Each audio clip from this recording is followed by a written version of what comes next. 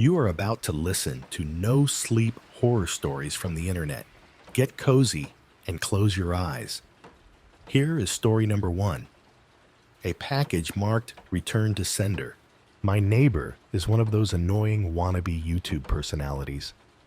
Over the years, I've seen him cough out cinnamon, lay flat on the hood of his car as it slowly creeps down the driveway, and douse himself in lukewarm water, all the while screaming epic win, epic fail, or fuck, epic maintenance of the status quo for all I know. It can get tiring to watch him go about his shenanigans in the pursuit of viral fame. So when he knocked on my door the other day, told me he was going away for a few weeks, and asked that I get his mail, honestly, it was a relief.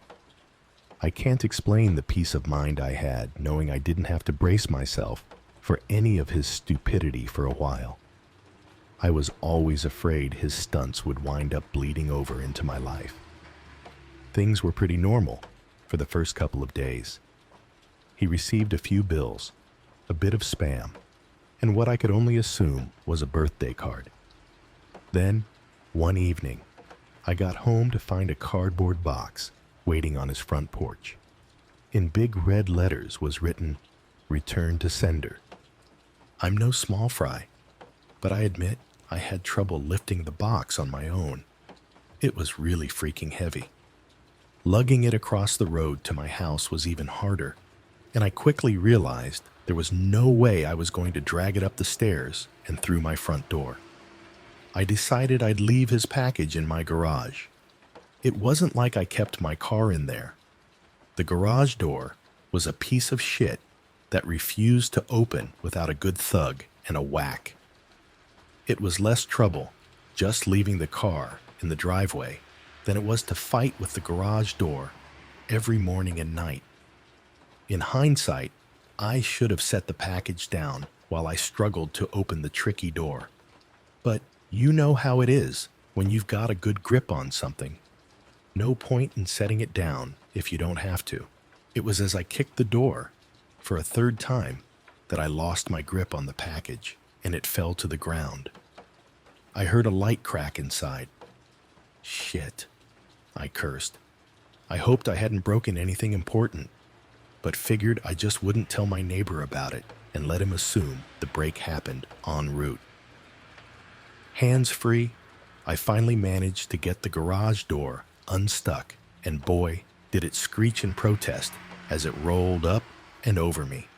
I dragged the box the rest of the way, setting it in the corner for whenever my neighbor would come back to claim it. And then I forgot all about it, until a few days passed, that is. I'm not sure exactly how long it took for the smell to waft in from the crack under the garage-to-house door, but it came in slow progression.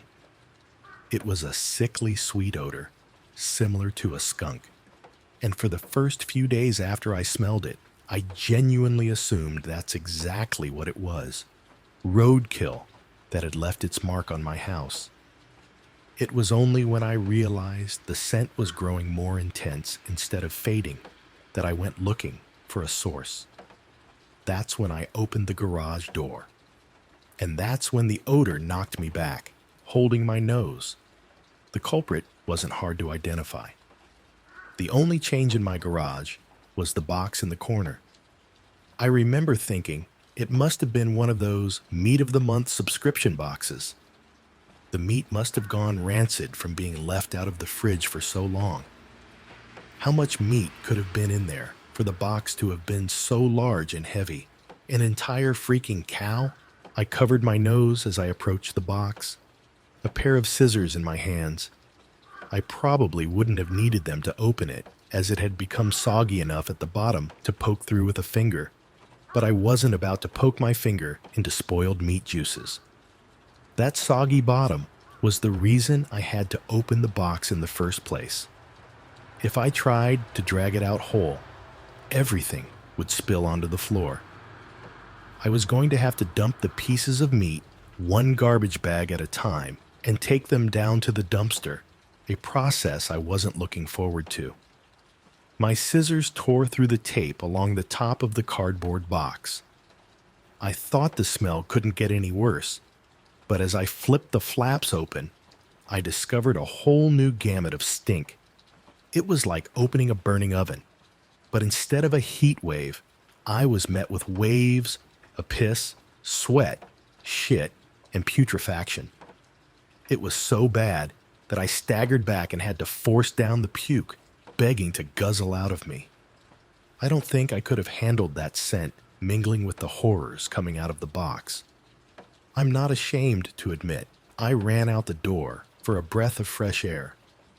But in the short time I'd spent in the garage, the smell had become so ingrained in the fabric of my clothes that it clung to me like a shadow. Nothing I tried could keep the smell out of my nostrils. Not air fresheners, not a face mask, not 3 showers and a change of clothes. Every second that box lay open in my garage was another second the smell was allowed a foothold into my home. I had to bite the bullet. I returned to the garage, the flaps of the box still open as though inviting me to look. I was prepared. A clothespin pinning my nostrils shut, a garbage bag in one hand, the strongest cleaner I could find in the other, and long rubber gloves to keep my skin from having to touch what was inside. But, as it turns out, I needed none of those things. I wouldn't have to touch or clean the contents of that box. I would only have to suffer the nightmares every night. You see, there was meat in that box, but it didn't come from a cow or a pig. No, it was worse than that. It was my neighbor, dead, still in one piece, but dead. I called the cops, and naturally, they took me in for interrogation. It's kind of hard not to suspect the man with a corpse in his garage, after all.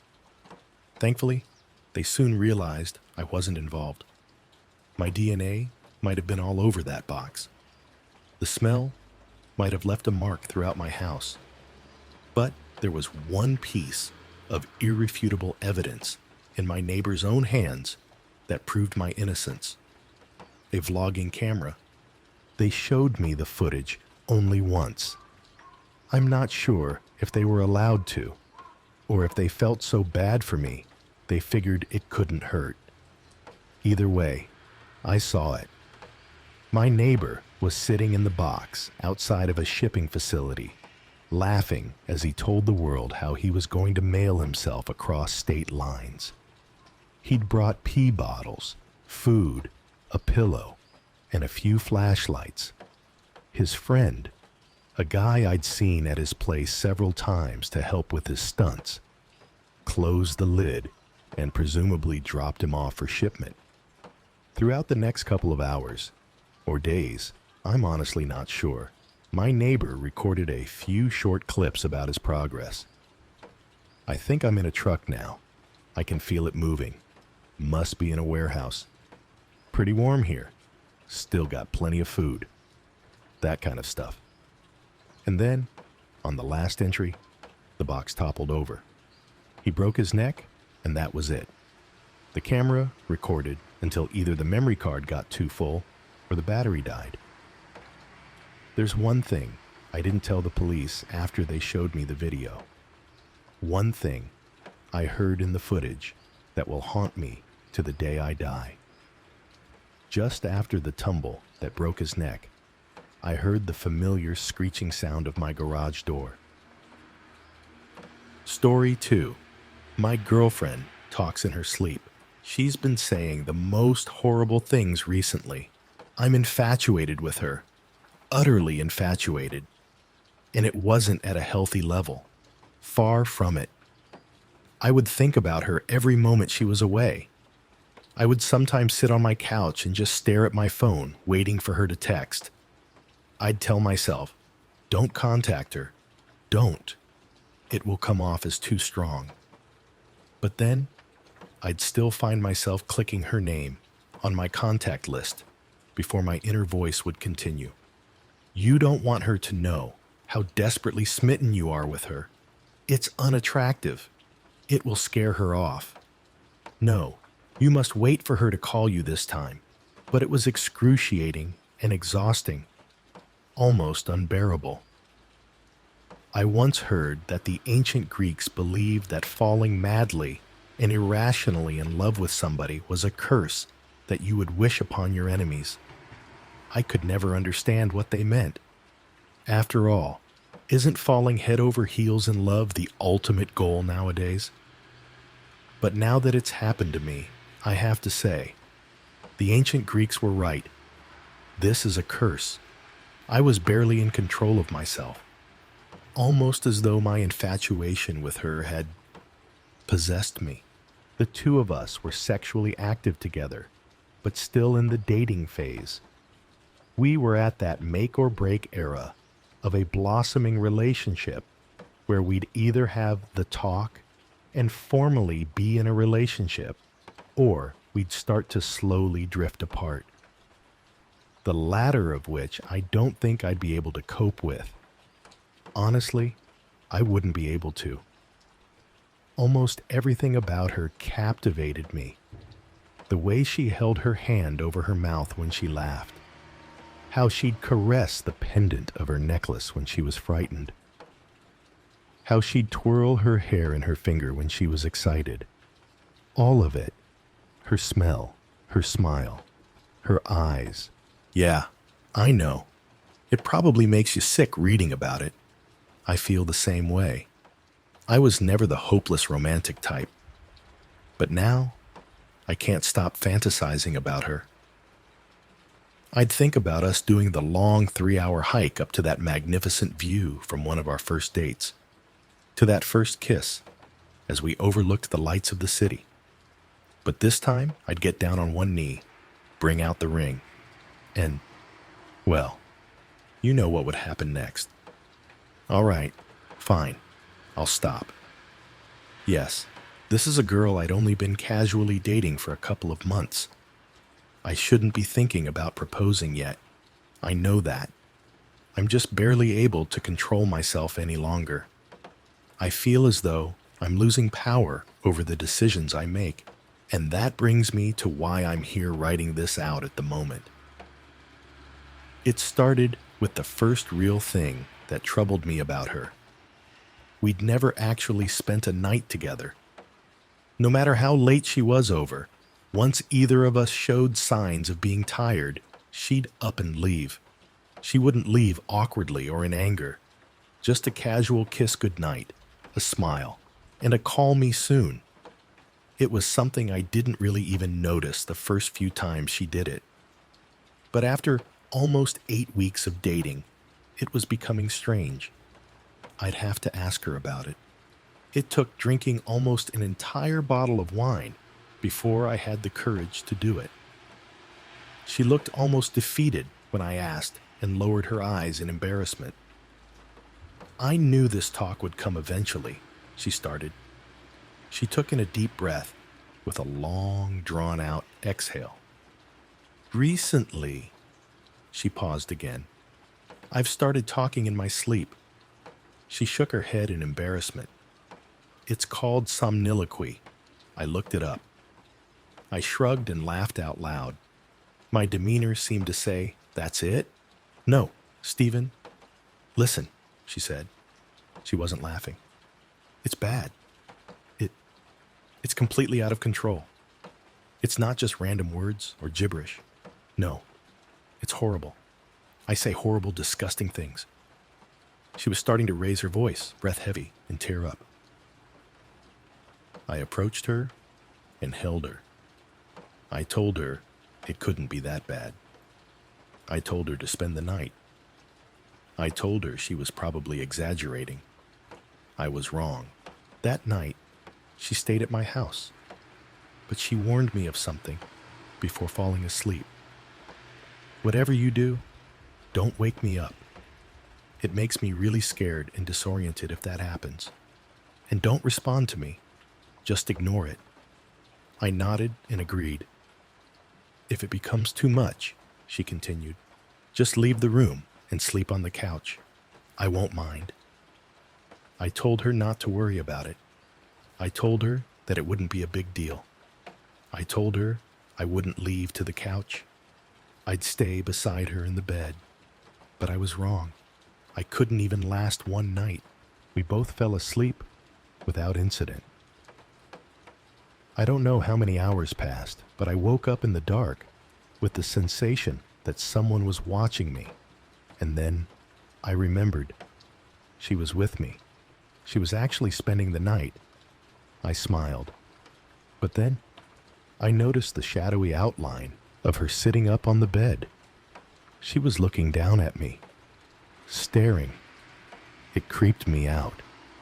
I'll admit it. Her posture was entirely different. It was as though it wasn't even her at all. It creeped me out. I'll admit it. Her posture was entirely different. It was as though it wasn't even her at all. Then she spoke. It wasn't her voice that I heard. It was much lower and gravelly, like something out of a horror movie. "I'll chew the skin from your bones," she said. I froze. At first, I just kept looking at her. This was not at all what I expected. I thought it would be more like the way Tourette's is often portrayed, just random swearing and shouting. I honestly thought to myself, what will I do if she attacks me right now? What if she really does try to chew the skin from my bones? But then she just lied down and went back to sleep. I was creeped out. I tried to lie back down and ignore her, but struggled. I couldn't even close my eyes without thinking, maybe she's sitting up again and staring at me. And then one time, I rolled over to look at her, and she was. Her face was pressed right towards mine.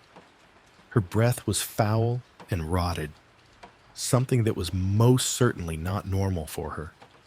She spoke again, in the same voice as before.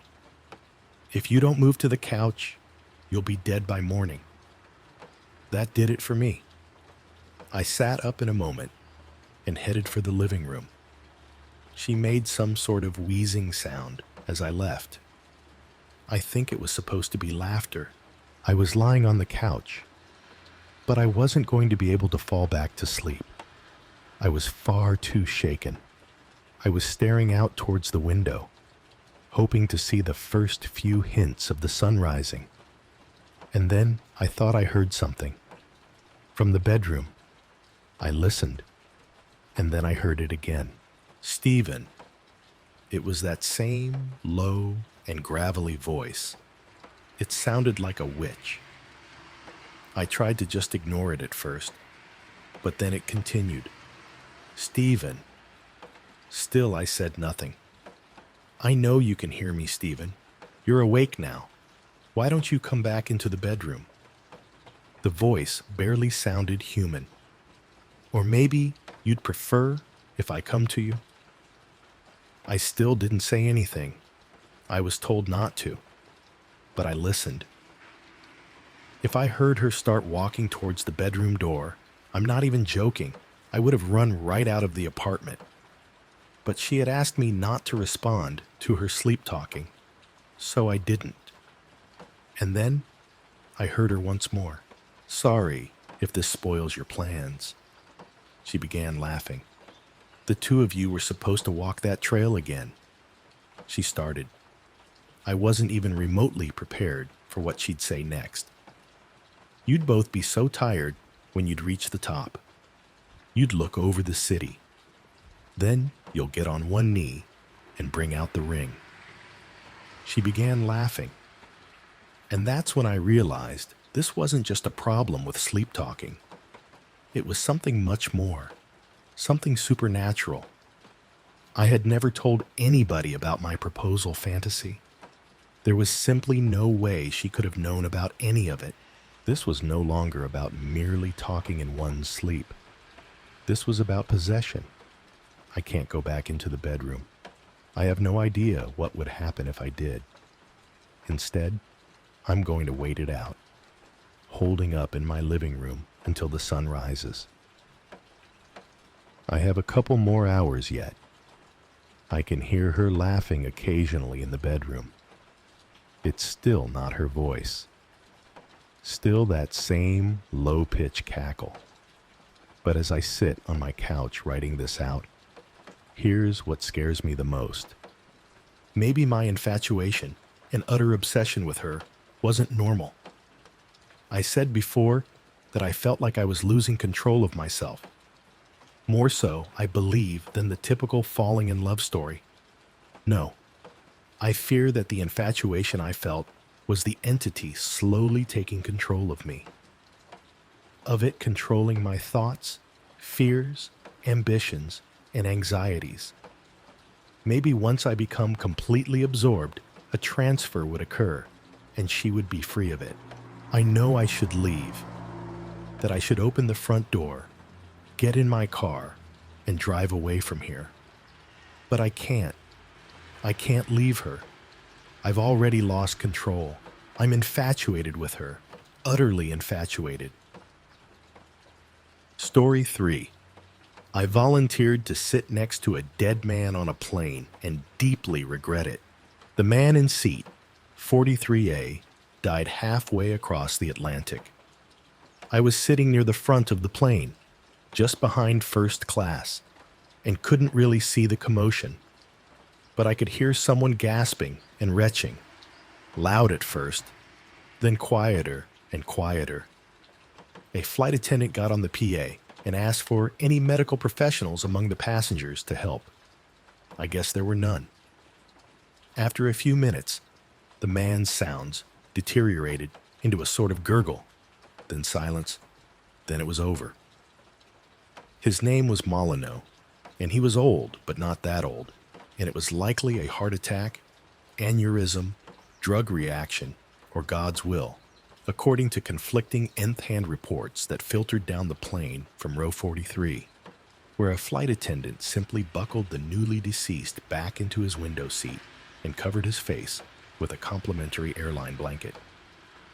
The pilot got on the intercom and told us the plane would be turning back to New York due to a tragic medical situation involving one of our passengers. Folks were looking for a volunteer willing to sit next to the deceased while we returned to our originating airport, the pilot continued. This flight is entirely full, and the person sitting there now isn't feeling comfortable. It's an aisle seat, and it will only be a few hours before we're back over land. I'm not sure why I volunteered, probably some combination of exhaustion, altruism, and morbid curiosity. My vacation plans were shot anyway, I figured, so why not take the most interesting seat on the plane? The flight attendant thanked me profusely, as did a queasy-looking teenager who took my original seat. I picked up my handbag and shuffled down the aisle to the very last row of the plane. My only prior experience with corpses was an open casket funeral for my grandmother when I was a kid. But the idea of death had never particularly bothered me. It's natural, after all. That said, I admit that I second-guessed my decision as soon as I saw my new seatmate. Mr. Molyneux, rest in peace, sat upright between the window and me, strapped around the waist, with a blue fleece blanket covering his torso and head. The blanket did not cover his hands, which were resting on his lap above his seatbelt, placed that way by a flight attendant as a sign of respect, I assumed. Molyneux's pale fingers were twisted into claws that betrayed the agony of his death. I couldn't look at those hands without imagining what his face looked like under the blanket. I thought of asking for a second blanket, but the flight crew was still busy calming down other passengers and preparing for our U-turn around the Atlantic Ocean. So I tried to forget my uneasiness and closed my eyes and slept. I woke, hours or minutes later, I don't know, to the jostling of turbulence. The cabin lights were off, and most of the passengers around me seemed to be sleeping. I looked out the window, trying not to look at Molyneux as I did so, and saw only the uniform blackness of the night. I imagined the ocean miles below us, lightless and cold, The thought unsettled me, and I reached across Molyneux to close the window shade. Then I stopped myself. Hadn't the shade been closed when I sat down? I realized there was something else off about the scene. Molyneux's posture had somehow changed while I slept. It took me a few seconds to pinpoint it. His gnarled hands remained on his lap. He was still belted at the waist, and the blanket still shrouded his upper body. But the fabric looked somehow twisted now, as if he had been fidgeting. Very slowly, knowing it was insane, even as I knew I couldn't stop myself, I lifted a corner of the blanket. I uncovered his shirt, which the flight crew had unbuttoned while trying to save him. A patch of blue-gray skin, sprouting white chest hair, peeked out from it. I lifted the blanket higher. His collar was flecked with dried blood. I remembered his terrible gasping. Finally, I pulled the blanket entirely off and stifled a scream. Molyneux's head was turned away from me, exactly as if he had turned to stare out the window. I could see his face reflected in the plexiglass. It was undoubtedly a dead man's face. Pale, drawn, lips parted, jaw slack. There was no life in it, except his eyes. They were moving. I stared at the reflection for half a minute, and I'm sure of it. In the center of that death mask, two pupils flicked back and forth, as if tracking something out there in the sky. "What are you doing?" A voice beside me interrupted. I whipped around and saw the woman seated across the aisle staring at me, not so much in fear as disgust. "Cover him back up. Give him his peace. I think he's been moving," I stammered. "His eyes. I think he might not actually be." But I couldn't finish the sentence. It was too crazy. Nor did I have to, because at that moment, my stomach dropped 10 feet along with everything else in the plane. Coffee cups and purses slammed against the ceiling. A man near the first-class section nearly tumbled out of his seat. I heard call lights going off all over the plane as passengers were jolted awake in panic and confusion. "Passengers, please take your seats, buckle in, and secure any loose items," the pilot said over the PA, sounding shaken himself. "The weather along our flight path is clear, and no planes in the area are reporting turbulence, so I'm not sure what this is, but we should be through it momentarily." Even as he spoke, the mild background shaking I'd felt since waking up became noticeably more violent. The woman across the aisle began fumbling for her seatbelt, no longer paying any attention to me or Molyneux. I forced myself to look at him again. The jolt must have caused him to pitch forward at the waist, his head colliding with the seat in front of him. But Molyneux's face was still turned toward the window. His neck twisted at such a sharp angle that I worried it had snapped. I looked at his hands again and the pallor of his skin. 3 flight attendants and a dozen passengers had witnessed this man's death, and I could not rationally imagine they were mistaken. And yet, in the reflection of the window, his eyes left to right. I had heard that strange reflexes sometimes kick in after death. Limbs flailing, headless chickens running, nerves clearing out the last backlog of instructions from the brain. But the eyes? I had never heard of that. I made myself look past that unsettling reflection at the sky itself. It was still dark, moonless and cloudless, but the atmosphere seemed to have taken on a strange hue, a very dark green, like pea soup fog. I thought I could see vague shapes swirling around in the murk, though it might have been an optical illusion. I recoiled. I desperately wanted to be anywhere else right then, but the rest of the cabin was approaching a state of pandemonium. Flight attendants were hurrying up and down the aisles, attending to spills and bruises, even as they tripped and staggered. The entire plane was shuddering like a barrel going down the rapids.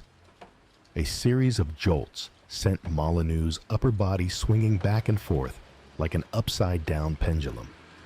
He was thrown backward into his seat, then sideways into me, a horrible feeling I will never forget. And then the opposite way, his face slamming directly into the window, where it came to rest. That was enough for me.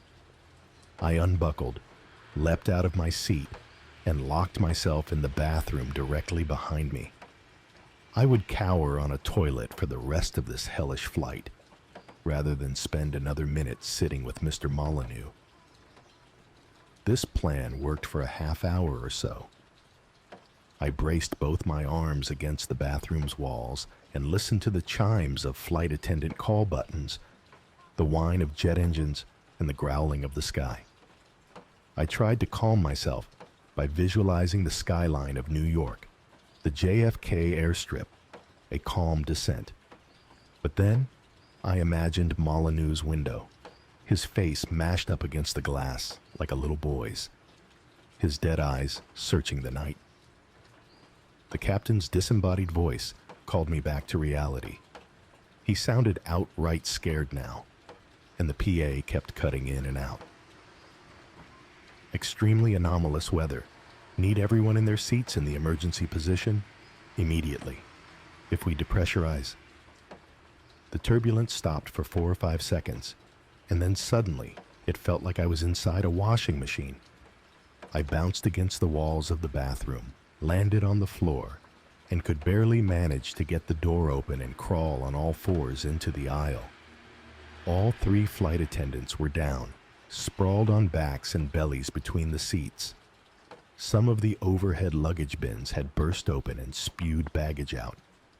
Many of the passengers were weeping. A few prayed. And through it all, the plane would not stop shaking.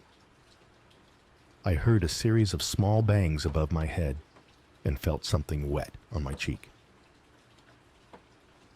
Every single soda can in the galley had exploded. I climbed into my seat and belted myself in, having briefly forgotten about Molyneux in my terror. Thwack, thwack. But he was still in his seat, of course, whipping back and forth like a flagpole in a hurricane, headbutting the window so hard that I could see the plexiglass balloon outwards and rebound each time. Thwack.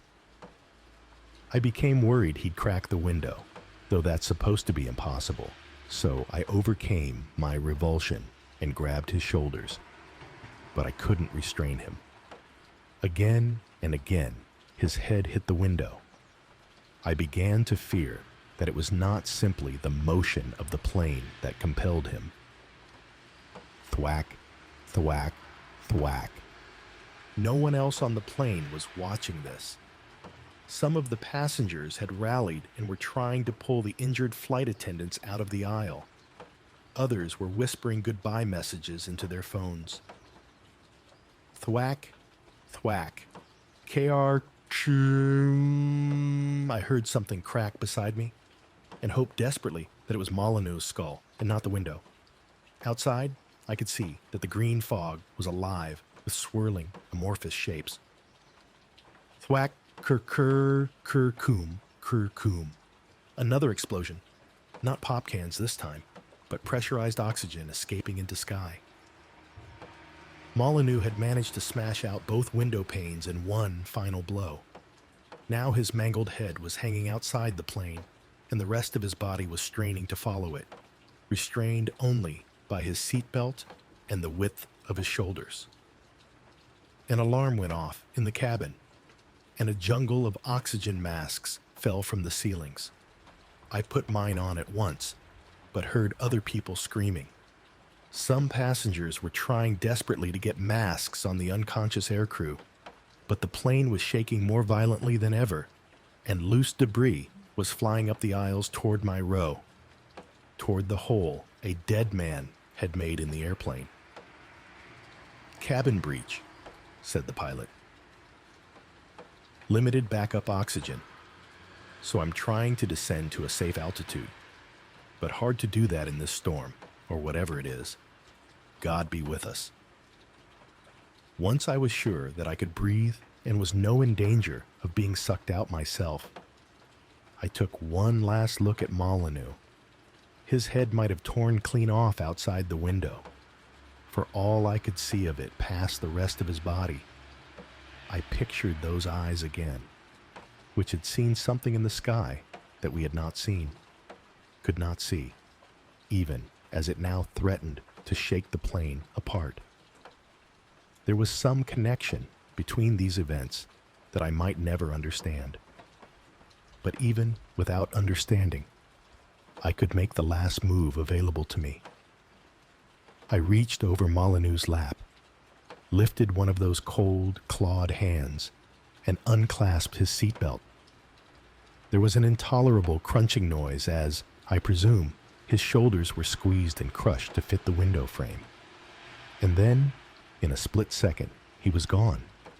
Out the window, into the night, a pale old man falling end over end toward the black ocean.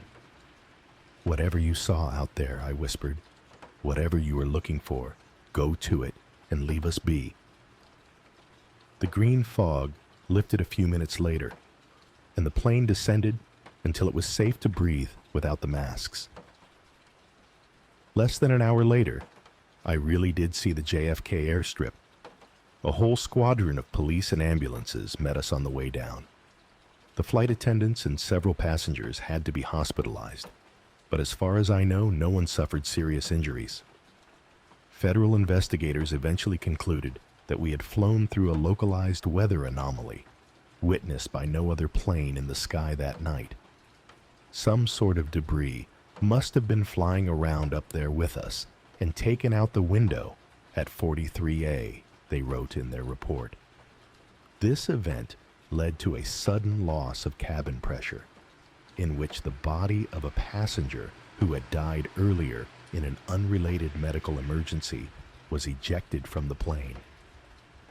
I expected to hear a lot more about it on the news, but I suppose in the end, it was just one of those things. The airline had no interest in publicizing the incident, of course, and the passengers had no desire to relive it. For most people on the flight, it was simply a freak tragedy, followed by a close call, and all's well that ends well. I'm the only one that will dream for the rest of my life about Molyneux's eyes and what they saw on the way to the ocean. Story 4. I found an extremely bizarre internet survey. Nobody knows what rock bottom truly is until they've hit it. Being abruptly fired from a job you've worked at for the past 10 years, and then catching your girl cheating on you with your replacement, really makes a man think. Hell, my student loans aren't even paid off yet. What a shit show this life is. After a rather boozy night that consisted of sending out about 4 dozen resumes and horrendously written cover letters, I passed out. When I woke up the next morning, I decided to at least try and make some money at home while waiting for an interview. At that moment, I thought that the best way to go about it was completing those internet surveys that yielded $5 Subway gift cards and other shit like that. After about an hour of answering questions. I mean, I didn't have any other marketable skills that could have yielded immediate income. It was either that or wasting the day away playing computer games. At least I wouldn't have to pay for food. I did these surveys for about 5 hours before nearly passing out. It was way more excruciating than I'd originally anticipated. At the end of those 5 hours, I'd accumulated about $1.45 in cash and gift cards, $9 an hour. Not like I was making much more than that before. I was about to close my laptop up for the day and head to a bar in an attempt to drown out my melancholy when I first saw it. It shouldn't even have been noticeable, but for one reason or another, it was. At the bottom corner, of the website that I was on existed a tiny, singular advertisement. Maybe it was the simplicity that got me. Plain black letters in a tacky font that read "Surveys for Cash" overlapped a completely white background. At least they were direct with the message. One more couldn't hurt, I thought. Might as well scrape together a little bit more booze money before heading out. I sat back down, clicked on the picture link, and prepared myself to grind through some more painstaking inquiries. The first few questions were simple enough. I guess they weren't really questions, but more data collection. My name, age, and occupation. I thought it was kind of weird that they also asked my height and weight, but it wasn't unheard of. The first real question was a different story, though. I must have stared at it, eyes wide and mouth agape, for God knows how long. What the actual hell? In plain English, this is what popped up on my screen. How strong is your urge to currently look behind you? There were 5 options below, ranging from not at all to overwhelming. There was no feasible reason why I should have been afraid at that moment, but I was. I tightened my breathing, trying to make out any subtle noises behind me. There were none. After maybe about 5 minutes, I worked up the courage to look. There was nothing. I sighed in relief and scoffed at myself at the same time.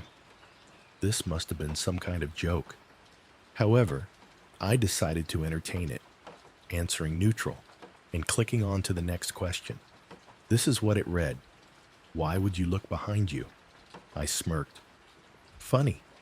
Before simply typing in a "I don't know" in the response box, and once again clicking next.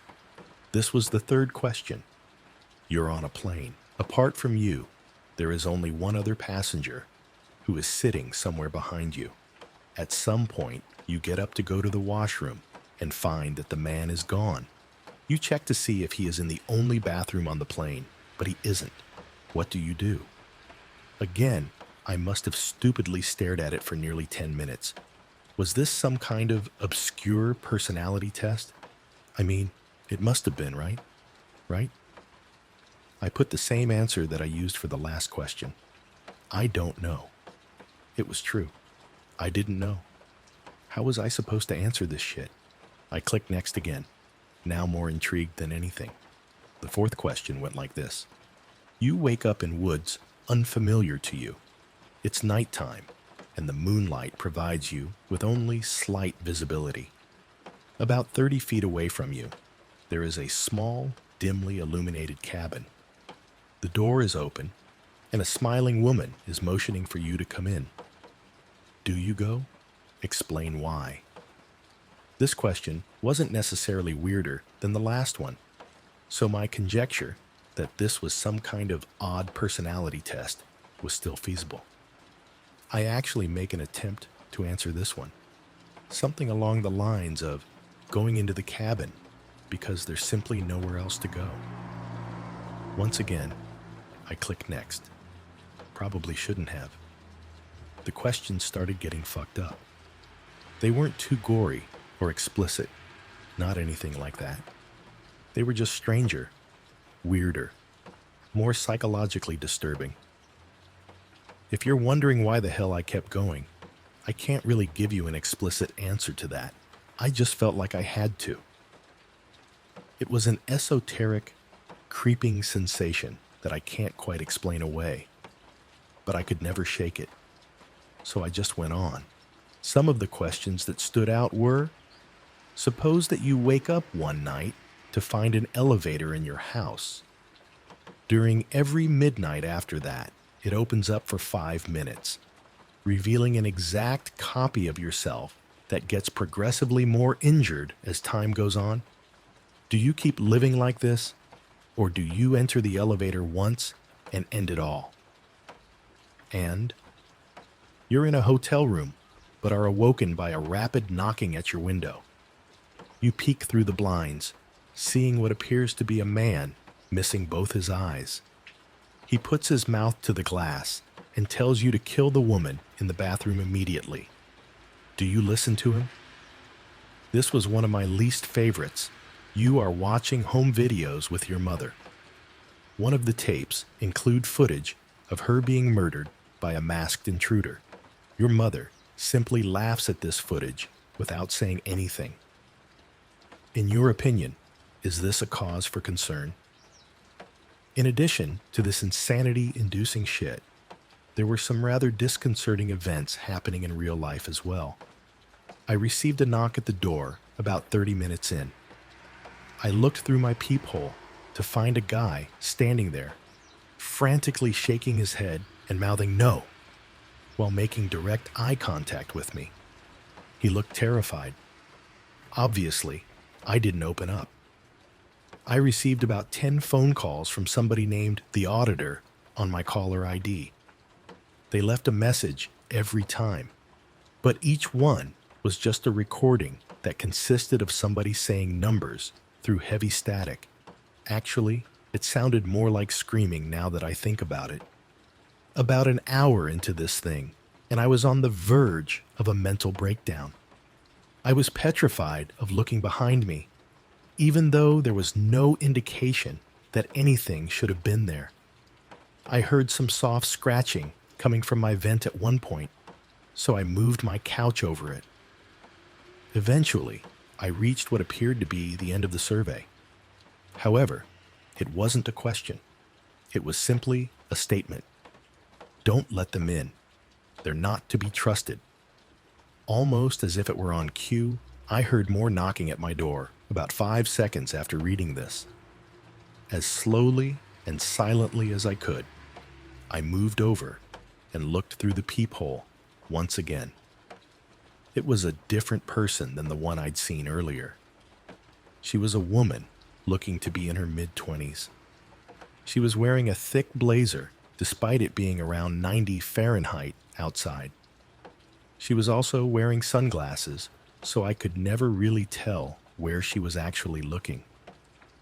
She eventually took a piece of paper out of her pocket and slipped it under the door. I looked down and read it. It's lying. Leave your apartment immediately. It's been about half an hour since. I can't bring myself to look at the computer screen, nor at the woman outside. She's still there. I can see the shadows of her feet from underneath my door. I heard my bedroom window open a few minutes ago, but I've since jammed the door shut with a chair. I can hear some kind of distorted muttering coming from behind it now. Maybe rock bottom wasn't so bad, but what the fuck am I supposed to do here? Story 5. I was in prison for 15 years. There was a skinwalker in there with us. A little background first. I was serving a 15-year sentence in a penitentiary in southern Arizona. What I was in there for isn't important. During my stay there were countless things that happened that no one could explain, and even more that no one wanted to know more about. It all started with a prison legend.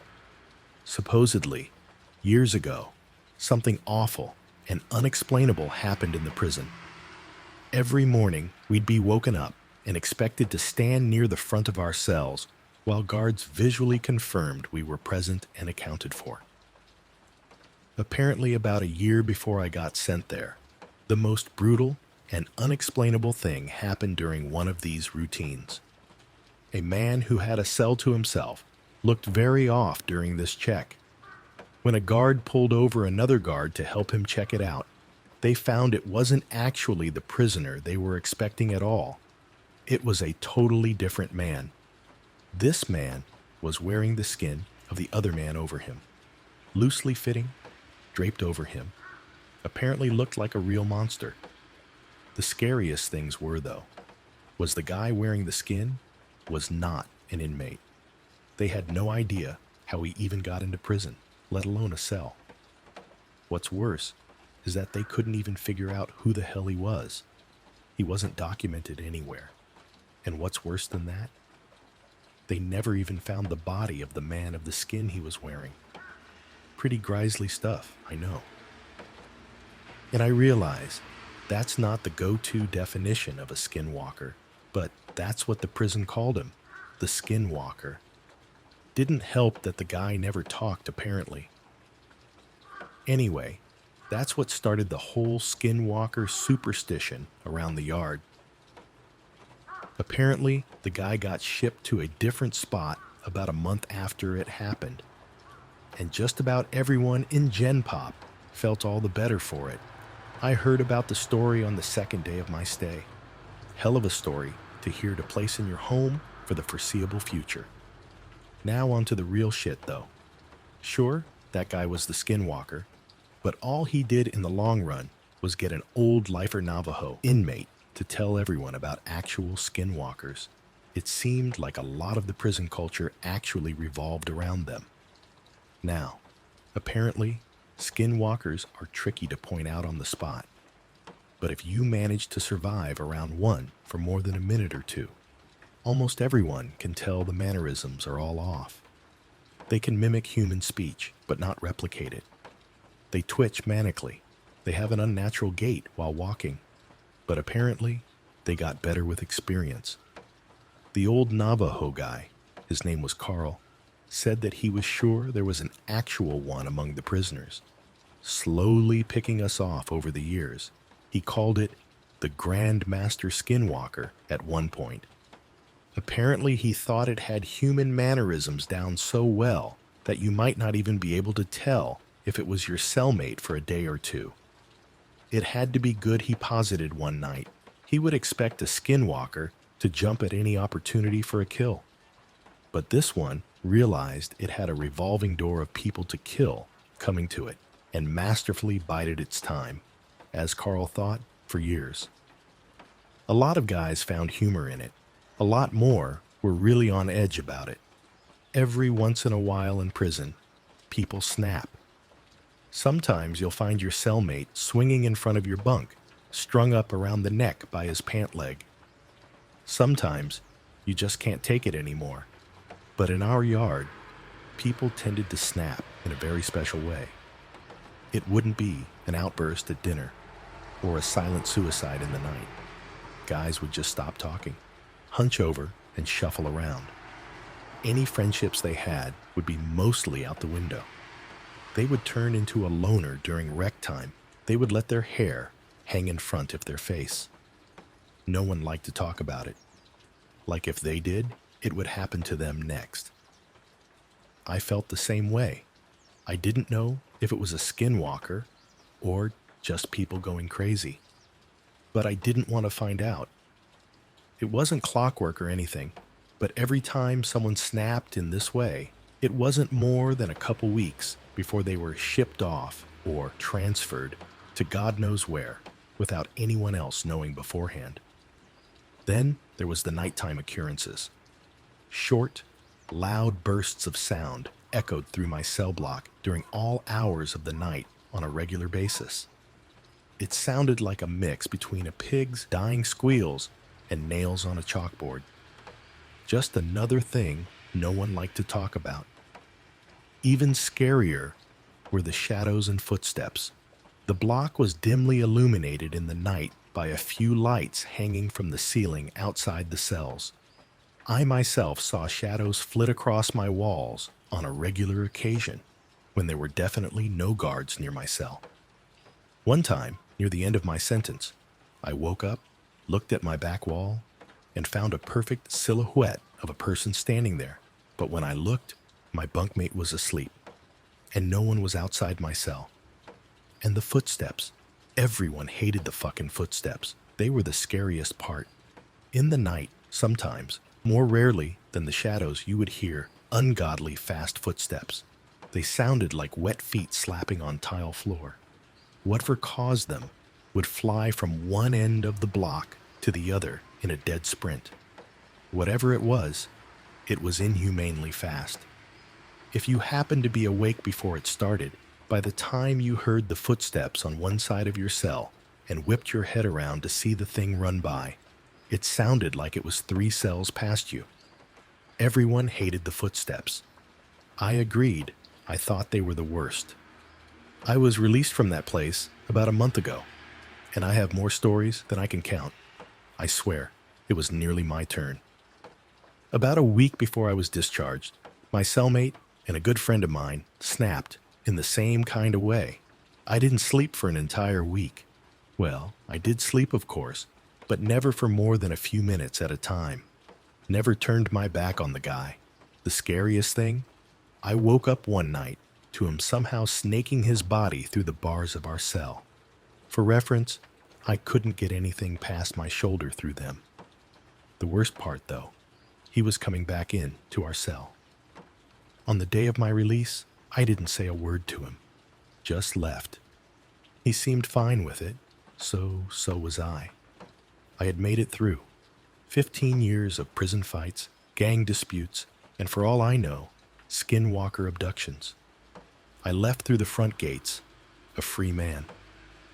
As I walked along the fence for the rec yard, I spotted my cellmate, standing off on his own like he had for the last week or so. I shook my head, not even really sure if it was him anymore. I took one last look over the yard, this time from the other side of the fence. I wish I hadn't. There, standing off on his own, on the other side of the yard, was Carl, slouched over, eyeing the other inmates, and twitching, manically. Story 6. I saw something on the evening news that I can't explain. My work friends and I were out at our favorite pub last night. Not a really fancy place, but, you know, cheap beer, and close enough to home that I don't have to drive.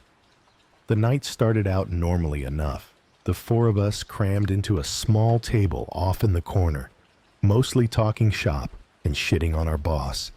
Being this was the middle of the week, there weren't too many other people around. Maybe around 8 or 9 others in the whole place. Everybody just kind of keeping to themselves, sort of people you'd expect to see in a pub on a Wednesday. Anyway, from where I'm sitting, I have a pretty good view of the TV behind the bar. Jesse, the bartender, is kinda lazily flipping through channels and passes by our local news channel. There's a brief burst of orange and red on the screen, which I register as a fire happening somewhere, which then disappears as Jesse switches over to the next channel. Something about the image looks oddly familiar, though. "Hey, Jess, can you switch that back?" I call out to her. The news comes back on, and suddenly I recognize the building in the frame. It's my building, and it's burning. "Holy shit," I say, loudly enough that a few people follow my gaze to the television. "That's my apartment." The crowd in the bar falls kinda quiet. Everybody's staring up at the screen now. The screen shows a wide shot of the outside of my building. The camera must be set up on the north end of the block, because I recognize a lot of shops on the ground floor. Property management, dry cleaner, convenience mart, etc. The top left corner of the building is aflame. It's not a huge fire by any means, but it looks like a few units between the top 4 floors or so have already been engulfed by the flames. "Jesus, man," one of my coworkers says. That sucks." There's an uncomfortable murmur of agreement that passes around the table. I mean, I don't blame them.